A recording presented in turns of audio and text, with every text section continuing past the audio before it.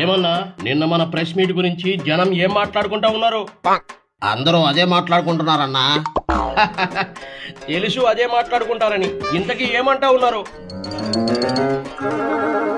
ఏంటన్నా అడిగితే సమాధానం లేదు. జనం ఏమంటా ఉన్నారు నిన్న నా పవర్ఫుల్ ప్రెస్ మీట్ గురించి? అది చెప్పన్నా, ఎందుకలా నీళ్లు నములుతా ఉన్నావు? జగన్ ని 10th class exam paper leak చేసినప్పుడే లాగి చెంప మీద ఒకటి పీకుంటే ఈ రోజు ఇలా ఉండేవాడు కాదు కదా అంటున్నారన్నా.